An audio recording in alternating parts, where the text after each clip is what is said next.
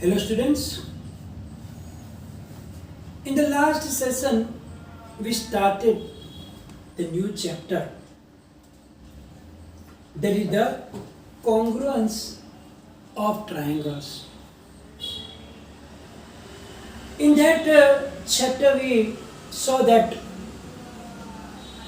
what is the idea about congruence. We saw that when the figures or two objects, if they have the same shape and also same size, both should be same. Same shape and same size. Then these objects or these figures are said to be congruent figures. We also give some examples in our daily life, like biscuits from the same packet, then ATM cards of the same bank, two currency notes of the same denominations, two passport size copies of the same person clicked at same time, and so on. You can find so many other examples that will give you the idea for the congruence. So when they are of same size and same copy, means they are the exact copies of each other. Remember, only shape and size. Color doesn't matter. But shape and size. Doesn't matter what is printed on it, what is written on it. But they should have same shape and same size. That two things are there. Then they are said to be congruent. And when we superpose these two figures, means put one over the other, then they will completely cover each other. So you got the idea of the congruent figures. And when they have the relation of being congruent with each other, that relation is known as congruence. We saw that when we trace one of the figures or we cut out both the figures, they completely cover each other. We also write down how to express in notation when the figures are congruent. We saw that F1 and F2 are the congruent figures. We write down as F1, then E, and then F2. You have to keep space between all of them. Means we saw that we wrote down F1, then space E, then F2. But slowly in this chapter, we are not going to use E. We are going to use that symbol I told you in the last session of that we will use this equal to sign and then like that. Because in the higher standards also you are going to use that symbol. So in this chapter also later, when we really come to the congruence of the triangle, we are going to use that symbol. We are going to minimize the use of E, because in the future also we are not going to use it. So rather we will start practicing about that particular symbol.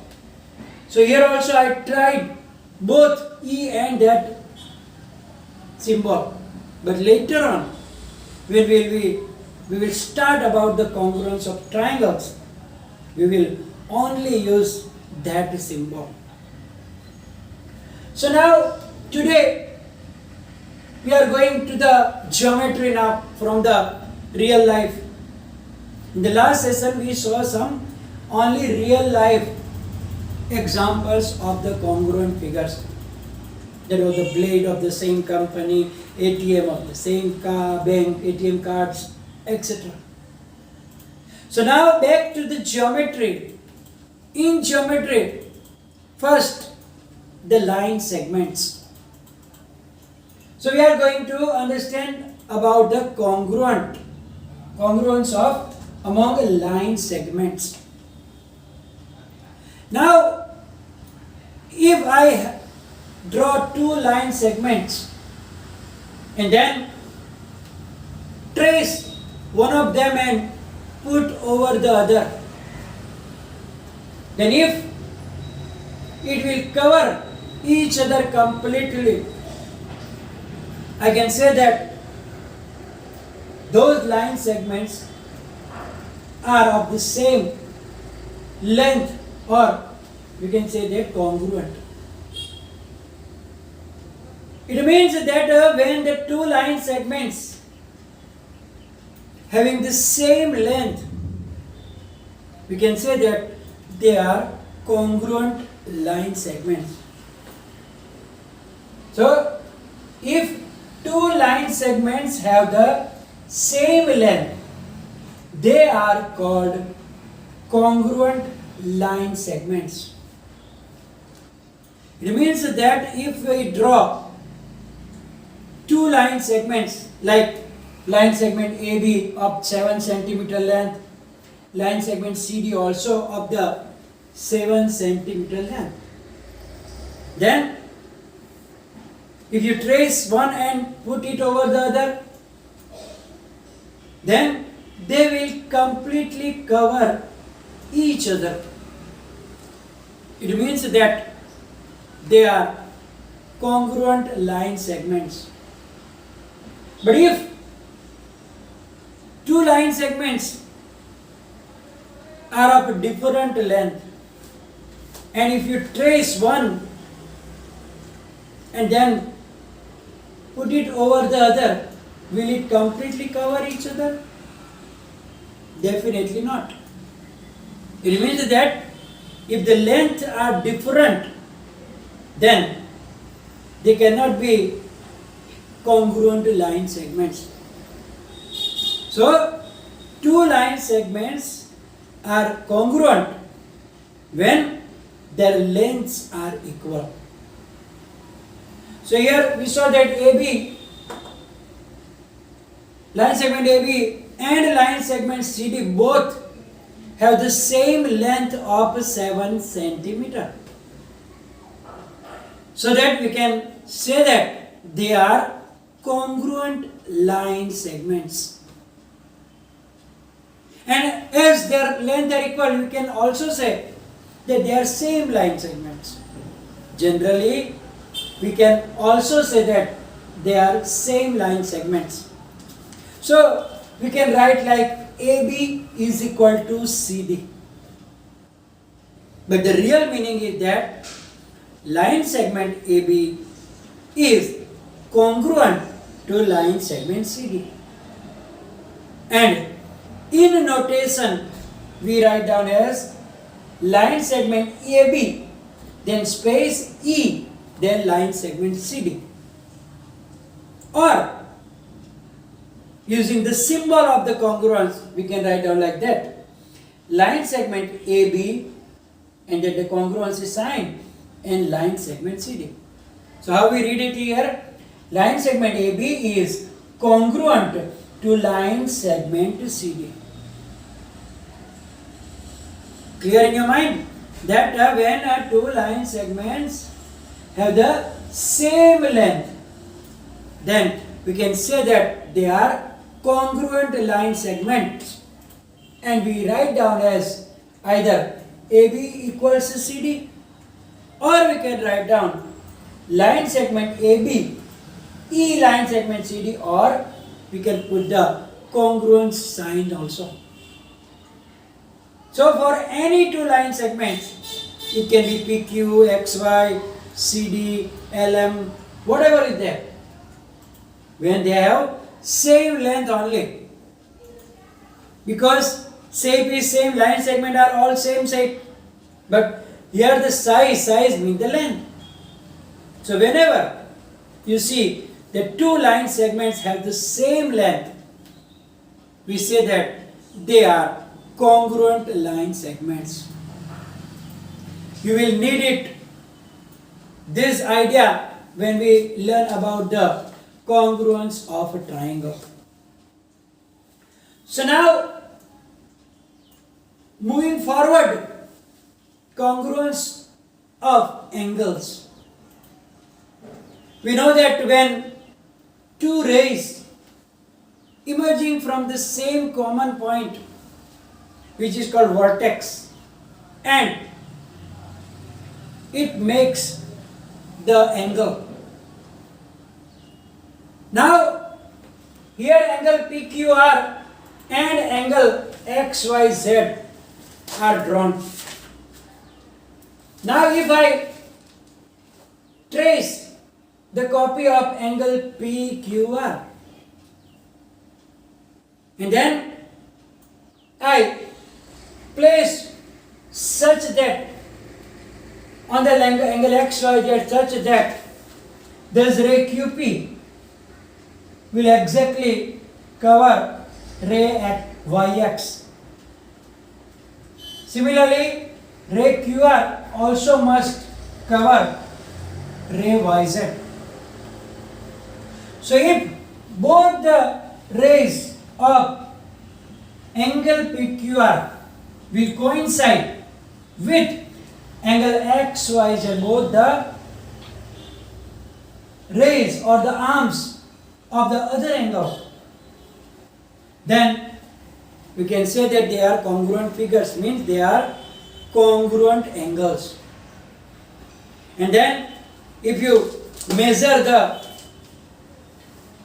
angles with the protractor, then you will find that they will have the same measure. So here I show that here angle PQR is of the measure 60 degree and angle XYZ is also of measure 60 degree. So if two angles have same measures, they are called congruent angles. And as I told you, if you trace one of them and place it over the other one, then the rays, both the rays will exactly coincide to each other and they will completely cover each other because they have the same measurement. So here angle ABC, angle PQR and XYZ have the same measure.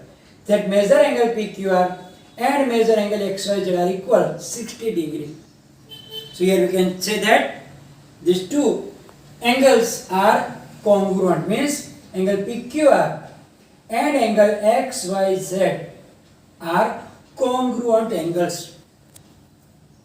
And we write down as measure angle PQR is equal to measure angle XYZ because they have the equal measurement.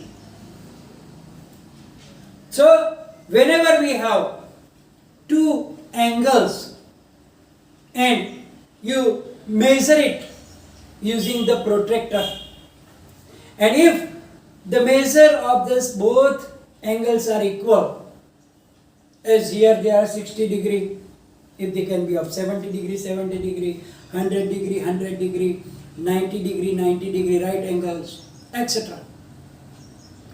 So there should not be a change of 1 degree also, exactly same measure. One is 59, another is 60. They cannot say to be congruent angles. They must have exactly same measure.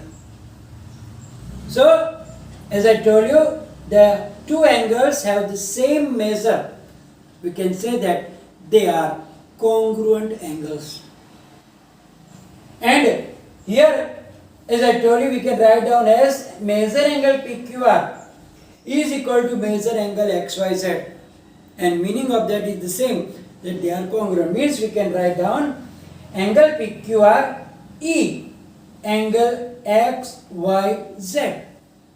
Or we can use the symbol also. And now onwards in the next session, I am not going to use this E. I will use only congruent. So whenever you see that in place of E, that you know that we are practicing for the future.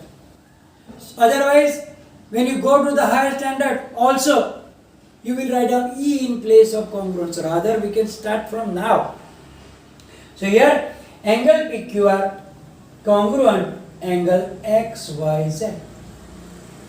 And in both the situation, the reverse is also true. It means that if two line segments are congruent, they have same length. First we saw that the two line segments have the same length, they are said to be congruent. But the reverse, if given that two line segments are congruent, it means that they will have same length. Similarly, in about the angles also, here we saw that if they have the same measure, we can say that they are congruent. But if given that they are congruent, means if two angles are congruent, they are of same measure also. So that we learn about the line segments and angles, because we know that in triangles there are three angles and three sides which are the line segment. So now in the next session we will switch over the congruency of triangle. But before that, these two should be perfectly in your mind. Then it will be easier to understand about the triangles. So here we are going to finish the session, and it will be followed by the PDF. And as usual, if any confusion, there is comment section for you. Thank you very much.